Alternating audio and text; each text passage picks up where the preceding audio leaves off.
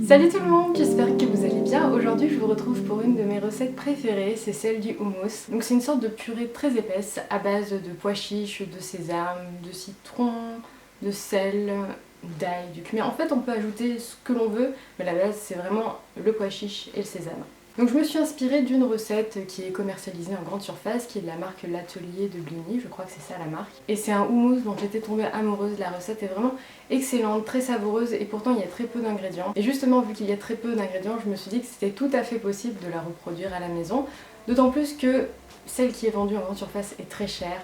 Donc ça vaut vraiment le coup de le faire soi-même, surtout voilà, c'est rapide à faire, c'est facile, il n'y a pas besoin de beaucoup d'ingrédients. La recette est un petit peu différente puisqu'il n'y a pas d'huile dedans.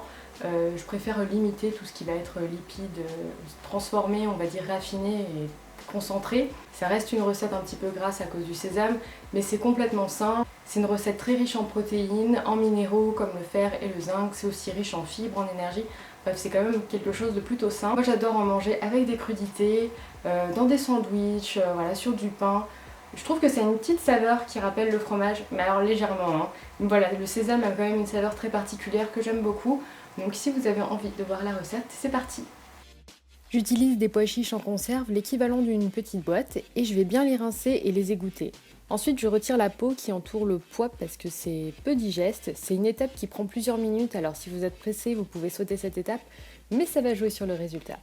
Pour éplucher mes pois chiches, je les trempe dans l'eau et je vais les masser entre eux et la peau va s'enlever toute seule et elle va rester à la surface de l'eau, donc c'est très facile de la récupérer et de l'enlever. C'est pas très drôle comme étape, on a l'impression que c'est super long, mais en réalité ça prend environ 5 minutes. Une fois que j'ai retiré toutes les peaux, je vais prendre les pois et les verser dans mon blender, mais ça marche avec d'autres types de robots comme le hachoir, le mixeur vertical, même avec une fourchette si vous n'avez rien de tout ça. Je rajoute une cuillère à soupe de jus de citron, une cuillère à soupe de tahini, on en trouve en magasin bio, en magasin spécialisé dans les produits asiatiques ou à grands frais. Ensuite, je rajoute une cuillère à café de graines de sésame, ce n'est pas obligatoire, surtout si vous voulez une texture ultra lisse, mais moi, personnellement, je préfère l'effet un petit peu crunchy. Je rajoute ensuite du sel, environ une demi-cuillère à café. Je fais tourner mon blender, mais vu que la texture est très épaisse, il faut revenir avec une spatule pour racler les bords du blender, sinon les lames tournent dans le vide.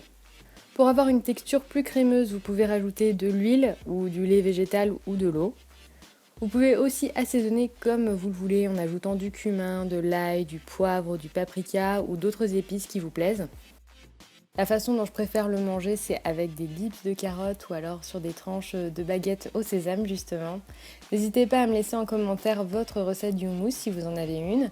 Si vous reproduisez ma recette, vous pouvez m'envoyer une petite photo sur Instagram ou Snapchat, ça me fera très plaisir. Je vous fais plein de gros bisous et je vous dis à très bientôt dans une prochaine vidéo. Ciao!